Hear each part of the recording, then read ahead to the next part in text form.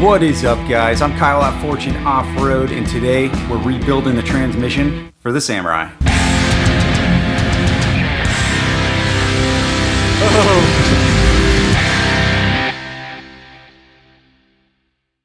The Samurai's transmission has been messed up pretty much since day one when I bought the truck. It's always made a grinding sound. Although I knew this was a problem, I was like, you know what, I'm just going to keep wheeling. I'm going to at least get through this first season. And then when the winter comes around, I'll tear that transmission apart. Well, that's where we're at now. The wheeling season is pretty much over for me because there is so much work that needs to be done with the Samurai. Luckily for me, the Samurai came with a spare transmission, which was an awesome deal. I got that thing in a little wooden crate. I'm gonna take it out, and that's the one that we're gonna rebuild. It's pretty messed up. It looks like it's just from a junkyard. It's absolutely covered in grease and dirt and who knows what else. So that's the one we're gonna crack into, but I'm pretty sure that's gonna have the same issues as my current transmission.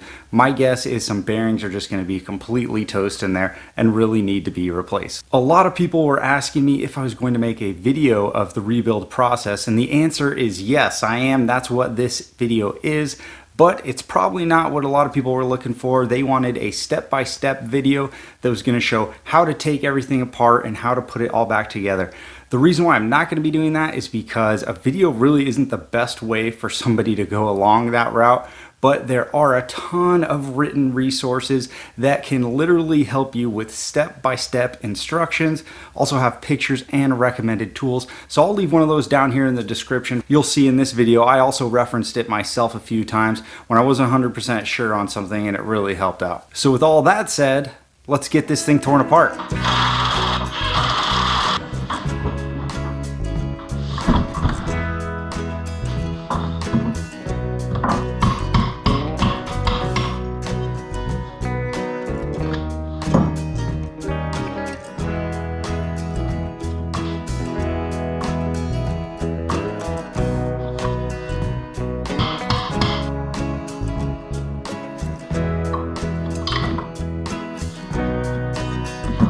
Here I'm making a very rough sketch of the bolt pattern for the rear part of the case, and what I'm going to do is just draw a bunch of dots and slide the bolts through them.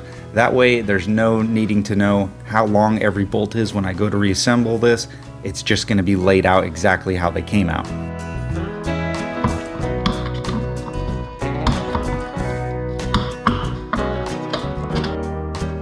For this, I'm willing to use an impact wrench just to help get these bolts off. You can see I'm using a breaker bar for some of this too.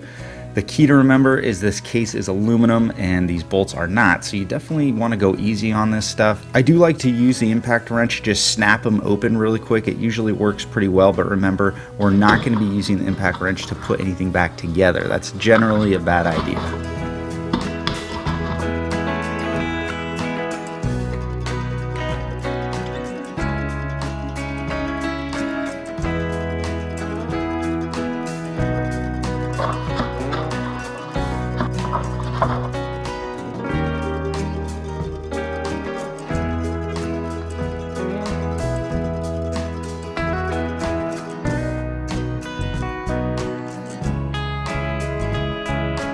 Using a dead blow hammer and a brass hammer, we're going to knock this rear part of the case off by tapping on the ears. Remember, aluminum case, go easy on this, take your time and just gently wiggle it off the back. Now that the rear part of the case is off, we're just going to tap on the upper part of the case, or if it doesn't come off, we'll pry on it with these two flathead screwdrivers and separate the case into the two main halves.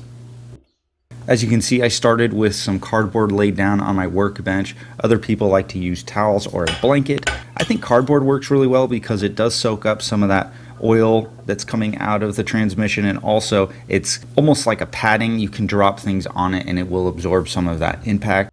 If you're required to use some hammers like I was, try to use a brass hammer laying on that part and then hitting the brass hammer. That way there's no steel to steel contact and no chance of breaking or marring up any of your parts.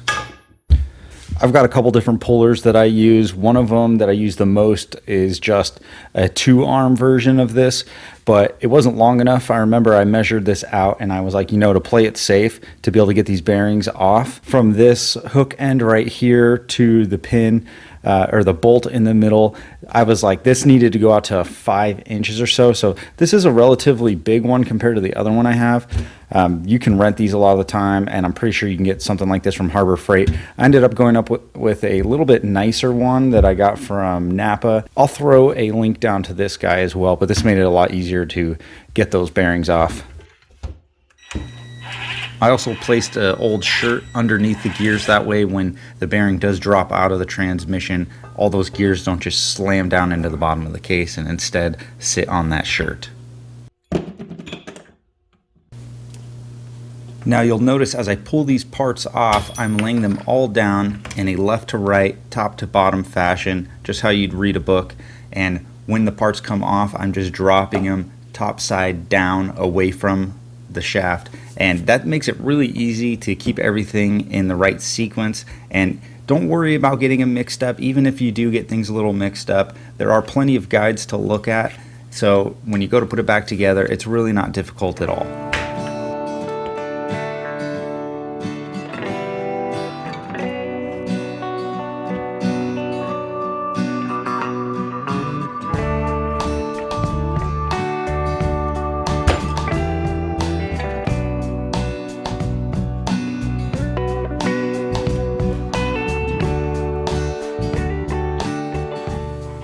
Using a press for this is pretty awesome. It's a very controlled way to apply a lot of pressure to these parts. If you do not have a press, I'd recommend finding someone who does, and when you get this shaft out, you can just go use the press for those parts and then come back to your workbench and finish it out.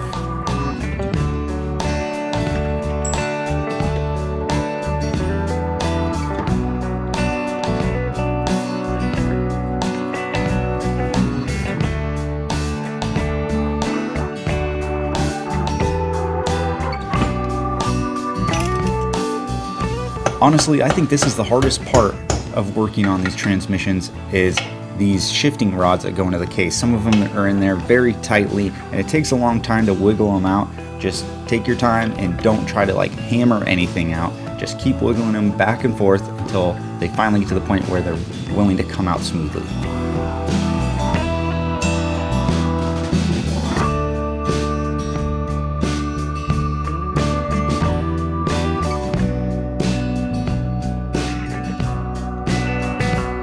Here's a look at the kit that I bought. This one is from Low Range Off-Road. It's a little bit over $200, and it comes with pretty much everything you need for the rebuild. One critique I do have for this one is it only comes with one roller bearing. Make sure you look at all of yours when you're taking them off. When you get your new kit, you can start matching up all of the bearings. They all have part numbers on the rear side. That way you can make sure they're in the right sequence. The most important part of the cleaning process is cleaning the inside of the transmission. The outside, like mine, super dirty. Not really going to change. It's going to get dirty again, I'm sure, but the inside needs to have all that debris gone. And really, you want the mating surfaces for the case to not just be clean and visibly clean. You want them to be smooth. That way, when you put that Permatex sealer on there and you go put these case halves together, they seal up nicely with 0 leaks. All right, so one of the things you're going to need is some DOM tubing. There's probably some other tools you could use, but this is like the cheapest and the easiest way to do it. This is 1.75 inch DOM, and the inside diameter is 1.25, and that's key because that'll slide over the main shaft, so you're able to use this to press on the bearings. I think the assembly is the part that intimidates a lot of people, and you know, it took me a little bit to put it back together. You'll see here I had to put some parts on and then take them off again because they weren't fitting right, but it's fine. As long as you're not in a huge hurry, you can take as long as you need to put this thing back together, and then when it's finally assembled on the different shafts, you'll physically shift them into gear yourself. It's really easy to do, and you can do all that before the case is put back together. So if there is a problem with the fitment, you can just pull the parts back off and give it another shot.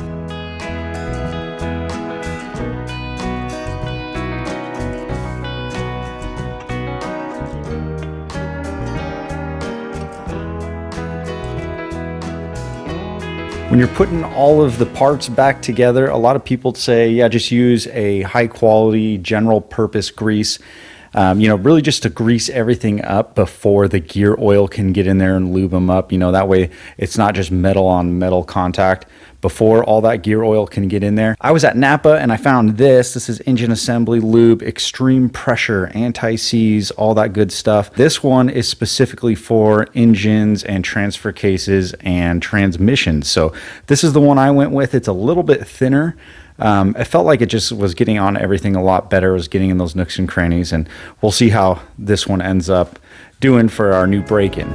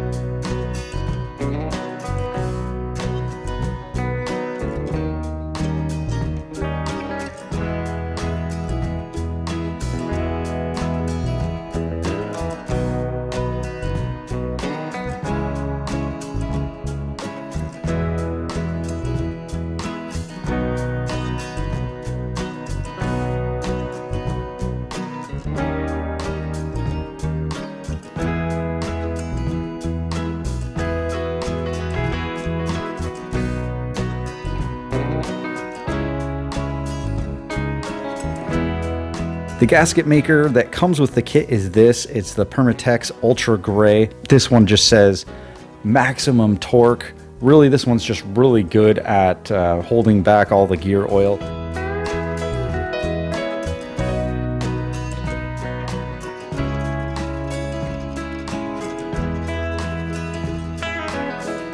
Although you don't have to, I'm a big fan of using anti-seize grease on any bolts. Messing with this transmission, the bolts in the case, when I was going to take them out, some of them were very stiff. It felt like maybe the bolt was going to snap if I wasn't careful. So putting them back in, I did put a little bit of this on there.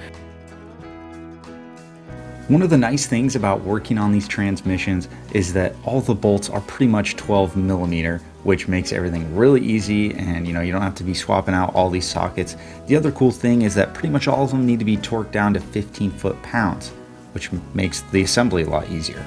A lot of people say that it's not a good idea to use the lower 10 to 20% of your torque wrench's range. Because 15 is such a low number, I decided to use a torque wrench going only to like 8 or 10 or so, and then to get to 15 I used a flex style torque wrench, just so it was a more accurate reading and I didn't risk over tightening any of the bolts.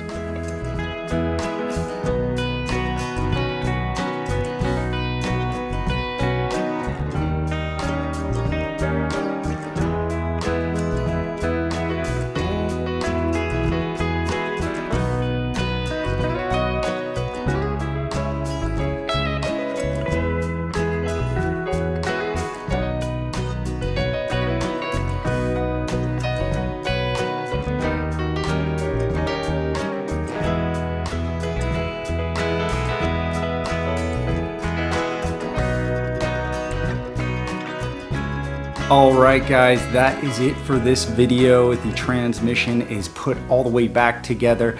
Now there are a few parts that I didn't do at the end there. You'll see the throwout bearing, everything that has to do with that input shaft, the lever, the clutch, all that stuff. I haven't messed with any of that yet because in my opinion that's a little bit unrelated to the rebuilding of the transmission itself. But let me know if you guys want to see that in a video. I haven't done it yet and I will totally record it and walk you through what I'm doing. As usual, if you want to check out any of the supplies or the tools tools I used or any of the written references, just look down in the description below. If you guys have any questions or concerns with this video, go ahead and put them down in the comments. I'm pretty good at getting back to people. Also, don't forget to like this video and hit subscribe if you want to see more like it. I put a video out pretty much every week. These have to do with the Samurai or the Colorado or the Suburban, whatever trucks I'm currently working on. If you guys want to check those out, being subscribed helps because it lets you know when they come out.